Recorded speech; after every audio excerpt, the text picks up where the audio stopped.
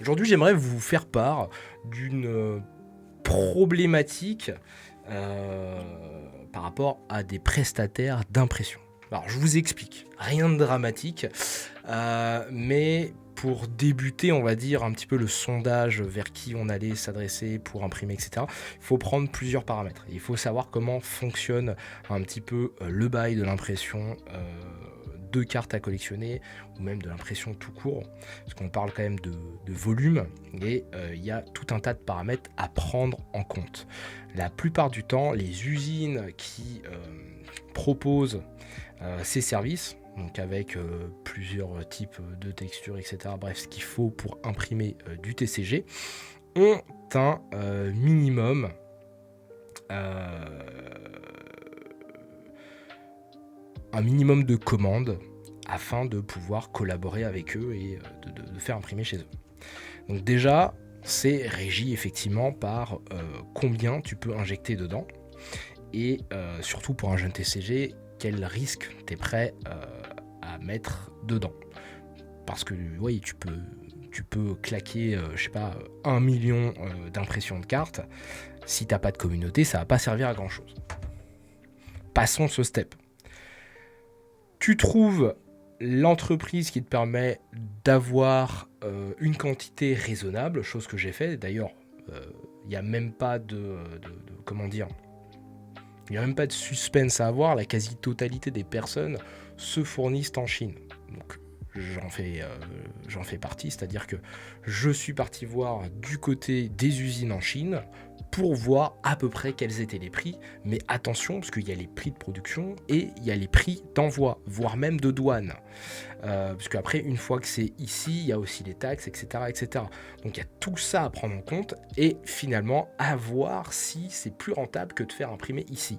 Maintenant, reste à voir la qualité, et la qualité, je ne l'ai pas encore produite. Donc, comme tous les produits qui sont autour de moi, le t-shirt, la casquette, les posters, l'artbook, le playmat, je vais faire donc des commandes pour tester la qualité des produits. Mais pour ce faire, je vais avoir besoin donc de certains éléments de la part de cet imprimeur. Notamment, par exemple, pour moi, me créer une documentation claire et précise de quel effet je veux associer avec telle carte. Rien de plus simple. Comment on fait ça techniquement? Eh bien, normalement, nos effets sont référencés sous des mots-clés. Je vous donne voilà, je vous dis un truc comme ça dans le vent, genre CF 9042. Voilà, ça peut être une référence produit qui dit que voilà, c'est tel effet holographique. Point. Mais à partir du moment où vous n'avez pas ces références, comment vous communiquez avec l'imprimeur? Qu'est-ce que vous lui dites? Bah, moi j'aimerais bien avoir un effet holographique, tu sais, avec des X dessus, mais pas là, mais en fond, etc. Et puis dessus, j'aimerais bien avoir, tu sais, un effet texturé type empreinte. Ça fait très long. Alors que ça pourrait être tellement clair avec effet, tu mets la référence, effet 2, tu mets la référence, et basta. Et derrière, dans ton fichier, donc le fichier par exemple PSD, donc Photoshop, tu as des calques. Et en fait, effet 1 slash calque A, par exemple, effet 2 slash calque B. Et le mec, il sait comment ça fonctionne. Sauf que là, bizarrement, les types m'envoient ça. Je leur demande un référentiel. Ils m'envoient sans rire. Et j'ai eu un coup de gueule quand je l'ai ouvert. D'ailleurs, je vais vous montrer ma réaction. Désolé, d'ailleurs, j'avais pas le micro à ce moment-là.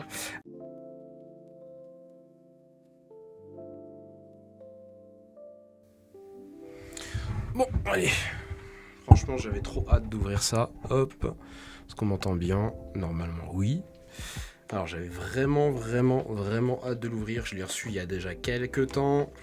Donc, j'espère pas faire de la merde. Donc, on poursuit. Hop. J'espère que ça va valoir le coup. Donc là, on a quoi? Hop. On va verra ça après. Donc là, on a une carte plastifiée. Voilà. Donc j'imagine que c'est assez pratique pour du jeu de cartes, du jeu de société familial. Quand des enfants manipulent, ça évite de plier les côtés.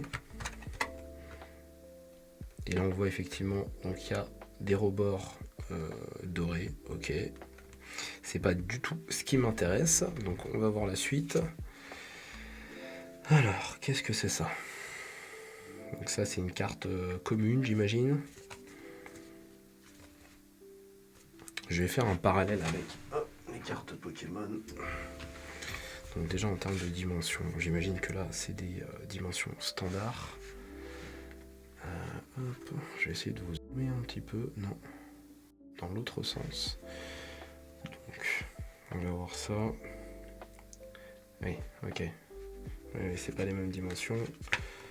Ensuite. Ok.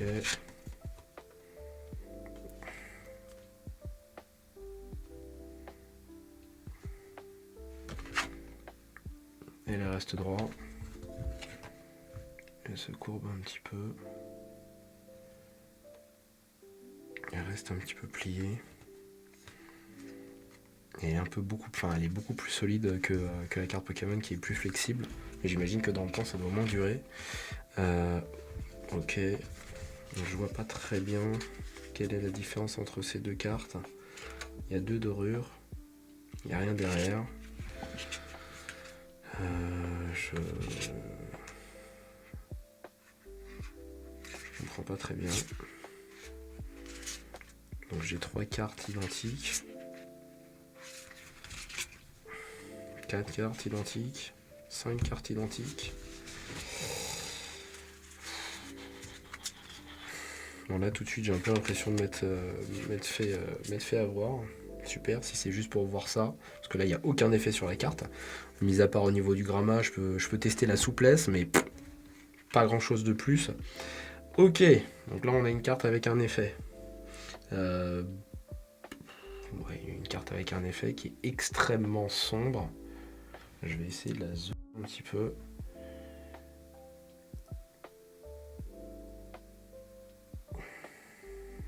Ouais, ça va, c'est cool, mais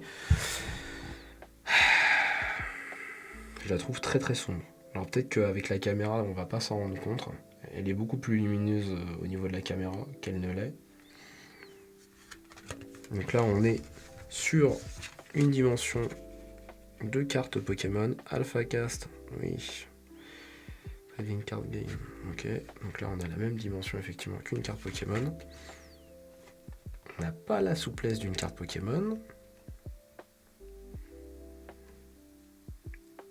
Et on se remet pas aussi droit qu'une carte Pokémon.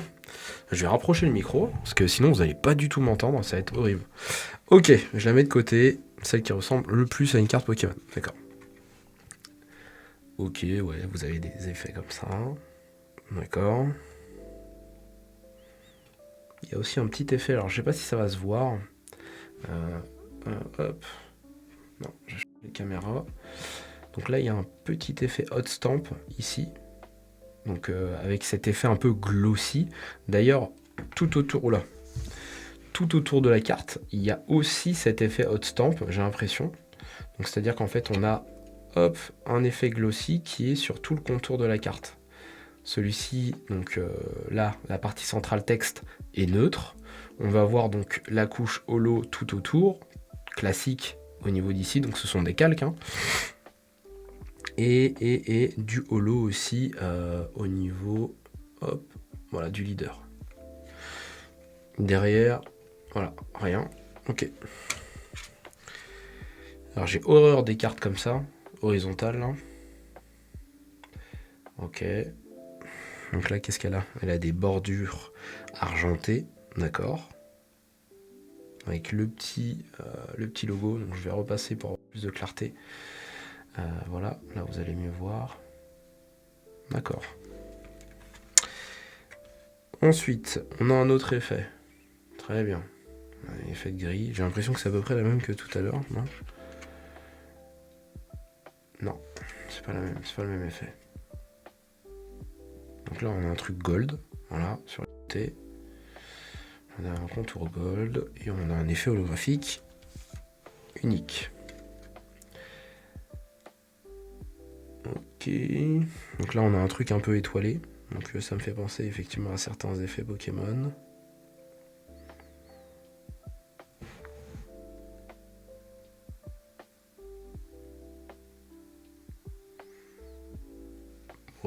dire là-dessus. Oh, je les trouve beaucoup trop solides, c'est un truc de dingue. C'est pas super agréable de la manipuler.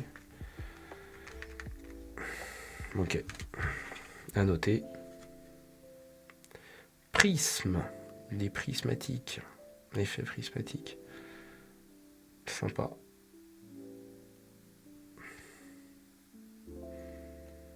Ok. Et toujours un bac classique. Alors, qu'est-ce qu'on a? Ok. Là, qu'est-ce qu'il y a comme effet? On est sur du classique. Et là, il y a un léger chroma. Voilà. C'est juste un genre de petit chromatique arc-en-ciel. C'est assez rigolo. Ok. C'est soft. Pourquoi pas. Trainer. Donc là, on a le personnage devant qui est en UV spot, j'ai l'impression. Je sais pas si ça va se voir. On va changer d'objectif. Voilà. Donc là, on a le personnage de devant qui est en UV spot, donc qui ressort un peu comme s'il a été glacé. Et à l'arrière, on va avoir, donc là, est-ce que ça va ressortir? Ouais, vous allez voir les grains. Donc là, quand vous voyez des grains, donc c'est de la texture. Donc là, c'est texturé. Et c'est tout sur du papier, donc un peu argenté, j'imagine. Voilà, cette carte est texturée. J'avais demandé d'ailleurs à avoir tous leurs effets, plus des textures, et voilà ce qu'ils m'envoient. Ok, il m'en reste plus beaucoup, c'est pour ça que je commence à paniquer. Je me dis, ok, super, on va devoir collaborer avec ça. J'ai pas de référence, c'est très con. C'est très très con. Bon. Ok, et derrière. Ok. Donc on retourne sur un effet prismatique. Je vais rechanger d'objectif.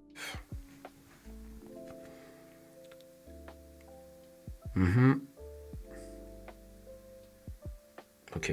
Avec des petits trucs de hot temp là. Voilà. En plus.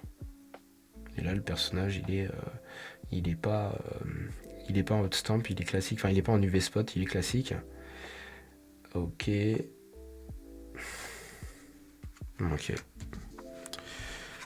Déception pour le moment. Enfin, déception de la quantité que j'ai reçue pour le prix, quoi. C'est un peu n'importe quoi. J'imagine que j'ai payé en fait les frais de livraison hors normes. Et en fait ça coûte normalement que dalle, quoi. Bon, ok. Et la dernière. Ok, elle est stylée, j'avoue. Assez stylée. Donc est-ce qu'elle est texturée? Non. Elle n'est pas texturée. Par contre, effectivement, il doit y avoir plusieurs couches. On a l'impression que c'est texturé, mais c'est pailleté et truc holographique un peu. Donc il doit y avoir encore 2 couches là-dedans. Ok. Oh là là, c'est tout. Et donc en fait, donc là, t'as un imprimeur qui t'envoie ça, histoire de montrer un petit peu voilà ce qu'on a. Alors que ça représente absolument pas tout ce qu'ils ont, mais on est censé avec ça, et ça franchement c'est un coup de gueule, avec ça t'es censé te dire ok, alors moi sur ma carte là, je veux tel effet. Moi sur cette carte là, je veux tel effet, telle texture. Comment tu les nommes? Il y a des codes. Est-ce qu'il y a des codes? Comment tu sais qu'est-ce que c'est? Tu vois, il y a rien. Moi, je suis un imprimeur, soit je développe peut-être une solution, une interface web où je référence absolument tout. Comme ça, au moins, tu sais. Tu peux, voilà, tu as des trucs 3D aujourd'hui, tu peux les avoir. Il y a des sites qui le font. Alors voilà, je trouve ça très très con. C'est très très con. C'est horrible. Je suis vachement déçu. Bon, anyway. On va voir comment on va faire. En tout cas, c'est dommage. C'est dommage. Ils m'ont envoyé ça. Je sais pas si vous allez le voir, mais c'est vraiment une blague. C'est vraiment une blague. Donc voilà. Pour que moi je puisse créer mon TCG, ils m'ont envoyé ça. Genre en mode tiens, regarde ce qu'on sait faire. Je m'en fous. Enfin, c'est cool, mais c'est pas ce que je vous demande. Moi, ce que je vous demande, c'est Montrez-moi votre catalogue, que je puisse, moi, créer quelque chose de carré professionnel. Point. Et eux, ils m'envoient ça. Alors, je vous explique. J'ai eu même des doublons. C'est pas une blague. J'ai eu 6 doublons de cartes, d'ailleurs, que j'ai refourgué comme ça, juste pour faire du lancer de cartes, parce que tellement ça m'avait un peu énervé, cette histoire. J'ai eu 9 cartes similaires. En tout, j'en ai, je crois, 24. Non, même pas. Je dis une bêtise. Ouais, j'en avais 19. J'avais 19 cartes en tout. J'ai reçu 19 cartes. 35 balles. 35 balles, 19 cartes. Juste pour me dire, regardez qu'est-ce qu'on peut faire chez nous. Et en fait, ils essayent de me faire croire que ça, c'est représentatif. C'est ce qui va faire que je vais collaborer avec eux. Alors, a priori, ça passe pour beaucoup de personnes. Et c'est ça qui m'a fait un peu peur. C'est-à-dire que comment une personne qui se dit « Allez, je vais faire un truc sérieux », avec ça, se dit « Vas-y, j'y vais, c'est parti ». T'as l'impression que tout ça, c'est des mèmes, c'est des blagues, mais c'est pas quelque chose de sérieux. Et ça, c'est un vrai coup de gueule. C'est-à-dire que, limite, quand la personne m'a répondu, quand je lui ai dit « Mais j'attendais pas ça, en fait », elle comprenait pas. Tu vois, j'étais un ovni pour elle. C'était comme si, mais je demandais la lune. J'avais l'impression que j'étais face à un mur et qu'il y avait une incompréhension. Et là, je me suis dit, c'est peut-être culturel en fait. Peut-être que eux, ils procèdent pas du tout comme ça. Et c'est sûrement le cas, tu vois. C'est en Chine, ils ont une méthode, ils ont leur process, ils communiquent pourtant avec des personnes de l'international. Mais ça m'a fait peur. Je me suis dit, quels sont les clients ? Quels sont les clients ?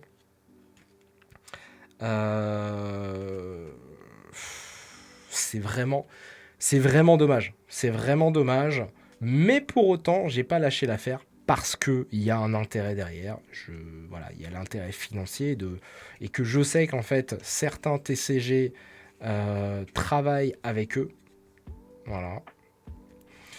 Certains TCG ont fait en tout cas certaines de leurs cartes chez eux. Alors je sais pas quel set exactement précisément, est-ce qu'ils ont arrêté entre temps. Voilà, j'ai pas autant de data.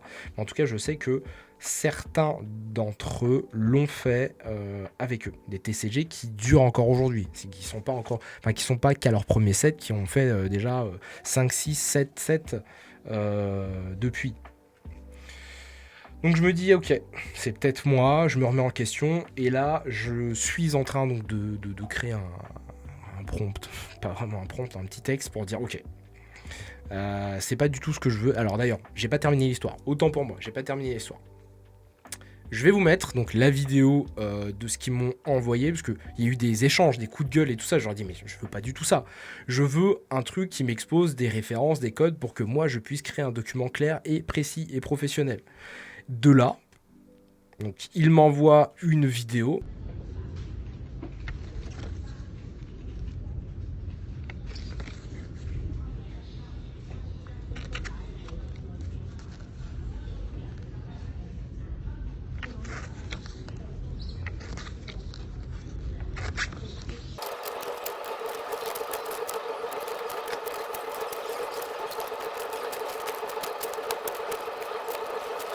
Moi, je suis censé, là, sur la base de la vidéo, me dire, ok, bon, vas-y, c'est ça. Et j'aperçois brièvement des codes, justement. Ceux que je voulais, des codes derrière la page. Je me suis dit, ben voilà, c'est ça. Donc je lui dis, donnez-moi votre prix, c'est pas grave, je suis prêt à repayer même le produit et les frais d'expédition, il n'y a aucun souci, mais c'est ça que je veux. Quelques jours plus tard, parce qu'il y a un décalage, effectivement, il y a un décalage horaire, et puis il y a... je pense que la personne elle est saoulée, tu vois. Elle me fait non, désolé, c'est pas comme ça qu'on collabore. C'est un document interne, on le vend pas. Je fais d'accord. C'est pas comme ça qu'on procède d'habitude. Donc voilà, les autres personnes à qui on collabore nous ont jamais demandé ça, et donc on va pas le fournir. C'est un document en interne. Ok. Et là dans ma tête, je me dis bon, peut-être qu'il va me proposer des solutions, mais non. Tu sais, c'est comme si c'est toi, client, qui doit courir derrière pour dire, bah, ok, proposez-moi une solution, en fait. Me laissez pas sur un truc clos, fermé. donne-moi des alternatives. En tout cas, moi, en tant que société, je sais pas, je voudrais avoir des alternatives. Peut-être qu'ils s'en foutent royal parce qu'ils sont pétés d'oseille, j'en sais rien. Mais c'est vraiment un coup de gueule. Je me dis, mais tu peux pas me laisser dans la merde alors que je suis là en train de prendre du temps, en train de te dire ce que j'aimerais, ce que je voudrais, etc. Et non, en fait, tu fais un pavé et on te répond. Merde, la carte. Tu fais un pavé comme ça où toi, t'es pointilleux, t'es détaillé et eux, c'est OK. Ça aussi, ça me, ça me saoule. C'est horrible les réponses comme ça. Je fais, d'accord, ok, mais à quoi? Je t'ai posé 10 000 questions, j'ai abordé plein de trucs. Quoi? Ok. En plus, tu fais l'effort de traduire en anglais, etc. Bon. Donc là, qu'est-ce que je fais actuellement? Voilà, c'était le petit coup de gueule. Voilà, il fallait que je vous en fasse part, parce que c'était important pour moi. Mais qu'est-ce que je fais? Donc là, je suis en train de leur écrire un petit message pour leur dire « Ok, les gars. Merci pour votre petite présentation. Voilà, j'ai compris que le catalogue, c'était un document interne que vous ne fournissez pas à vos clients, qui semble être une politique interne de votre entreprise, et je respecte cela. Cependant, en tant que créateur de TCG, il est essentiel pour moi de pouvoir référencer clairement chaque finition ou effet, afin d'établir une structure de rareté cohérente, professionnelle et qualitative. J'aurais aimé pouvoir dire par exemple, cette carte utilise l'effet X-123 ou je souhaite la même finition que celle visible à la page 3 de votre vidéo ou de votre photo. Voilà, par exemple. Sans un tel système de référence, il est très difficile de travailler avec rigueur sur un produit aussi exigeant que des cartes à collectionner. Comment travaillez-vous avec d'autres créateurs TCG français? Donc là, je cite, je ne vais pas le citer dans la vidéo, mais je le cite. Quelles sont toutes les étapes de la commande à la livraison? Parce que là, c'est, tu vois, tout ce qu'ils veulent savoir, c'est t'en veux combien? Et limite, après l'échange, en fait, ils s'arrêtent un peu là. Tu leur dis, ouais, j'en veux 50 000. Bah ouais, ok, d'accord. Vas-y, envoie-nous les designs. Et c'est ça la communication. Je refais une aparté, je reviens donc sur le message. Et surtout, de quelle information avez-vous besoin précisément de ma part et sous quel format dois-je vous les fournir? Je souhaite repartir sur de bonnes bases avec une méthode claire pour que notre collaboration soit fluide et efficace dans l'attente de votre réponse. Donc, je me fais, ok, allez, vas-y, on restart. J'essaye en tout bien, tout honneur de dire, ok, c'est quoi? Il peut avoir des incompréhensions. Ça arrive. Maintenant, comment tu vas répondre à ça? Si tu me réponds, ok, on peut faire ça. Ah, ça va être compliqué, ça va m'énerver en fait, ça va m'énerver, j'ai l'impression d'être face à un mur, donc collaboration finie, terminée, placard, ça servira à rien, c'est mort. À côté de ça, j'ai un truc qui est pas très loin de chez moi en plus. J'ai une entreprise donc d'impression qui est pas très loin de chez moi, qui est là-dedans. Et de la même façon, donc, je leur demande un catalogue qu'ils ont sur leur boutique, etc. Donc je me dis, vas-y, je vais passer commande et tout. Donc, au moment où je l'ai fait, ils ne les avaient plus en stock. Donc, ils ne leur font plus avant septembre. Donc, je dois attendre jusqu'à septembre pour pouvoir avoir une version locale d'un mec qui peut l'imprimer pas loin de chez moi. Donc, d'un point de vue logistique, ça serait génial. Je pourrais commencer progressivement à faire mes stocks, aller les chercher. Donc, voilà, ça serait vraiment super d'un point de vue logistique de commencer comme ça. On va pas parler d'argent parce que c'est pas le but de cette vidéo. Je sais de toute manière que je serai absolument pas rentable tout de suite, mais en tout cas rapidement j'aurai quelque chose de concret et de palpable à vous proposer, et c'est ça qui va me faire kiffer, c'est vraiment d'étendre la visibilité d'Etheron avant même de parler de quoi que ce soit. Je suis un peu dégoûté de devoir attendre jusqu'à septembre, mais en tout cas je ferai pas mon référentiel avant ça. Parce que c'est ma manière de travailler, c'est ma manière de procéder. Et je vais pas me travestir parce que eux ne le font pas. Voilà, donc je vais essayer de trouver des solutions, on va essayer de trouver un arrangement. Ici c'est pas possible, je parle pour la version chinoise, et bah tant pis, au pire il y a d'autres usines, et j'irai voir ailleurs. Point barre. Je finissais ce montage quand j'ai reçu une réponse de notre imprimeur chinois. Alors on va lire, je vais vous lire la réponse que j'ai reçue suite au mail que je vous ai lu précédemment. Alors Jérémy, j'ai lu ton mail, et donc il m'envoie un document que je vais vous afficher en PDF, avec donc le nom du fichier c'est How to do TCG Holocard, voilà, 3 pages, donc vous les verrez là, et merci de lire ce guideline, donc le document qu'elle m'envoie, merci de le lire. En dessous, elle m'envoie une photo totalement random, voilà. Je sais pas d'où ça sort. Et elle me dit, après, nous sommes désolés de dire que nous ne pouvons faire que cela. Si vous faites du 6002, j'imagine qu'elle parlait du nombre de commandes que j'avais demandé. J'avais demandé une tranche et un prix. Donc c'était vraiment la première chose qu'elle m'a demandé, sinon elle ne me parlait pas.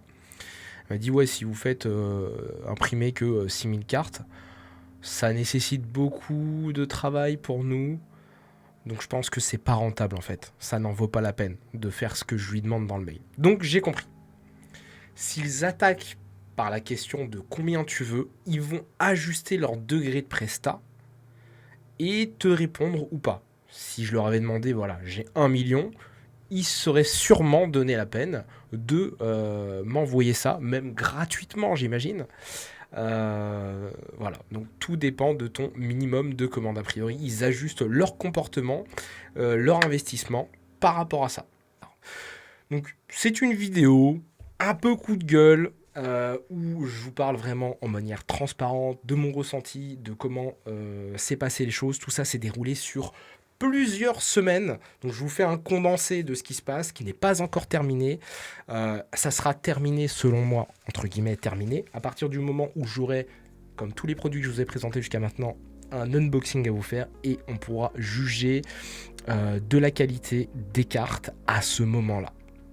Certes, ça ne sera pas parfait, c'est pas les premières versions qui vont être parfaites, je suis pas crédule à ce point-là. Par contre, ça nous permettra de voir si les délais sont bons, à quel point il faut les anticiper pour de la production, pas de masse parce qu'on n'y est pas encore, mais de la pré-production de masse, voilà, en quantité humaine, voilà, je vais dire humaine, ça sera très clair. Combien de temps, combien de délais, les frais, etc., etc. Ce qu'il faut savoir, c'est au moins j'imprime, au plus ça me coûte cher.